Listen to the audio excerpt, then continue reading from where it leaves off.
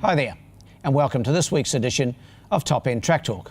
I'm Andrew O'Toole, and today we'll be having a look at this coming Thursday's meeting here at Fanny Bay, which of course is Anzac Day, the 25th of April. A 5-race card has been assembled for this special day on the calendar. However, the Weight for Age sprint failed to gain sufficient entries and was deleted at acceptance time. The Class 2 1300 metres, however, was divided to retain the meeting with 5 races. A total of 32 horses are engaged to race on Anzac Day, and even though the fields are not large, there promises to be some competitive contests throughout the afternoon. The first race gets underway at 2:53 p.m. Northern Territory time and is the Attack at Fremel's Trobus Handicap, the first of the 2 Class 2 1300 metre events. My numbers in the first are 2, 1, 4 and 3.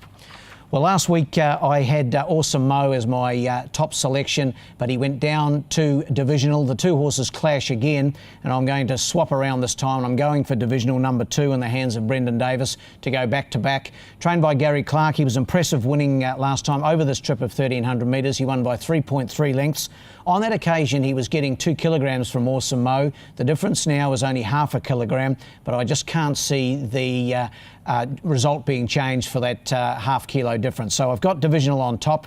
I'll probably be wrong, but I've got him on top. To beat number 1, Awesome Mo, I really liked him the other day. I thought on the face of it, he was a little disappointing in running second to divisional, but he's racing really well. 3 seconds rather, and a win at his last 4 starts. Carl Spry trains and rides. He'll certainly race well again. In for third, number 4, Frenula. I like the way this horse hit the line the other day for third. That was behind him Atomic. Jesse Philpott claims the 3 kilograms and takes them out here for Pat Johnston. And my 4th selection, number 3, Lavardis. It's only had the 3 starts and raced well on each occasion. My numbers in the first, 2, 1, 4 and 3. The second is the Battle of the Neck Trobus Handicap. It's the second division of the 1300 metres for the Class 2 gallopers. My numbers here, 2, 1, 4 and 3. I'm going here with number 2, Baggins, to be ridden by Sonia Wiseman for Gary LaFoe Jr. He's a funny horse, Baggins. He's only won the 1 race, and every time Gary puts him in a higher graded race, like a 0 to 70, he races really well, and then back in his own grade, he tends to let the side down. But I'm banking on him going a good race on Thursday, so I've got him on top here. To beat the obvious danger, number 1, Compare. He was a winner 2 starts back in the hands of Carl Spry. Carl takes them out again for trainer David Waters, and subsequent to his last win, he finished a good second behind Taipei Dancer. That was here at the meeting on the 3rd of April. He's the obvious danger to number 2, Baggins. In for third, number 4, Choice Approach. He's a fresh runner for trainer Tom Harrower. Tom getting or looking likely to get a win on the board at any tick of the clock, so good luck to Tom with Choice Approach on Thursday. Kayla Cross takes them out, and my 4th selection, number 3, Vidar. He was a late scratching here a week ago, got injured en route to the course, and his previous run was a really good effort. Went 3rd. Jesse Philpott takes them out. 2, 1, 4 and 3 in the second. The third's the feature. It's the Lieutenant Cecil Northover MC Anzac Day Cup. It's for the 0 to 70 gallopers, and it's also over 1300 metres. Numbers in this event for me, 4, 5, 1 and 3. I think it could be a pretty good day for the Gary Clark-Brendan Davis combination. They've had many good days, but I reckon they can probably win 2 or 3 on Anzac Day, and I think they can take this one out with number 4, and that is Captain Apollo, one of 3 in the event, trained by Gary Clark. He's had 3 wins at the distance, Captain Apollo, and he was very impressive winning at his last start on the 27th of March. It was over this trip. Brendan Davis rode on that occasion. He's on again, and even though it's a tough little contest, this, I think he'll take a lot of beating. 4 on top for me. Ahead of number 5, Delta Dior, was a winner 2 starts back in the hands of Jess Philpott. She takes the mount again, and with her 3 kilogram claim, he gets in at a very manageable weight of 56.5 kilograms. Pat Johnston, of course, trains the horse. He disappointed a little bit last time out. Brendan Davis rode on that occasion, but with Jess back on in the claim, I think he'll race well. In for third, number 1, Making the Grade. He's had a freshen up since last racing in the St Pat's Cup. He finished 6th on that occasion behind Mazzaro. Mazzaro's gone on with the job since he won at Alice Springs last weekend, did Mazzaro, and now one of the leading contenders for the Alice Springs Cup, rather. Kimmy Gladwin continues his association with Making the Grade, and my 4th selection, the 3rd of the Clark train runners, Metallic Crown, number 3. 4, 5, 1 and 3 in the 3rd. The 4th is the Light Horseman Handicap. It's the 0 to 64 handicap and it's over the 1200 metres. Numbers here for me 1, 4, 3 and 7.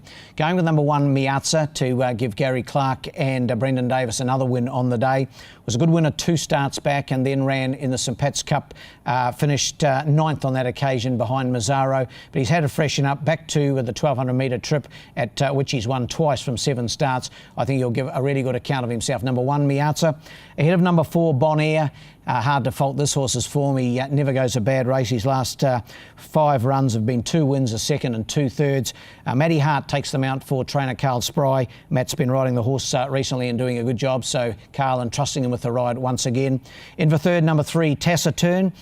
He's had a freshen up too since last winning over 1300 metres. That was on the 16th of March, and Kim Gladwin takes them out here. And my 4th selection, number 7 Nicarossa. 1, 4, 3 and 7. And in the last race 5 is the Asian United Food Service Handicap. It's time to go at 5:10 on Anzac Day afternoon. Anzac Day should be a tremendous day's racing here at Fanny Bay. Good crowd on course, no doubt. The 2 up going and a complimentary breakfast in the morning. So come along and enjoy Anzac Day in the beautiful surrounds of Fanny Bay Racecourse. Numbers in the last 1, 5, 2 and 4. Going with number 1 and Sinner. He was disappointing last time out, I thought, after having put together back-to-back wins. He finished 4th on that occasion, but he led in the hands of Kim Gladwin, and I don't think it suited the horse. His previous 2 efforts had come from off the pace. Carl Spry trains and Carl Spry rides, probably importantly, I think, on Thursday, and I think this horse will just settle off the pace and look for him to be getting home over the top of them. Number 1 and Sinner to get back into the winning groove. Ahead of number 5, and that is Caitlin's Angel, racing consistently, getting close to a win. Phil Cole and Jared Todd, the combo there. In for third, number 2 Remodify. Hasn't done anything wrong since winning 3 starts back. Vanessa Arnott for Tayan Holter. The 4th selection there, the fresh runner, number 4 Van Zetta. 1, 5, 2 and 4 in the last. The best bet of the day for me comes up in the first, number 2 Divisional. Last week I had Awesome-O as the best bet, and sure as eggs are eggs, I'll get it wrong, but I'm going with Divisional. I think his win was very good the other day, and I think there's more improvement to come. While the best roughie is in race 4, number 7 Nicarossa. Race 4, number 7 Nicarossa for trainer Tom Harrower. Well, that wraps up this edition of Top End Track Talk, and we have a little break before our next meeting here in the Top End, which will be Saturday, the 11th of May, as the Alice Springs Cup Carnival's in full swing for the next couple of weekends. I'd like to wish all participants the best in the Red Centre. In the meantime, good luck and good punting.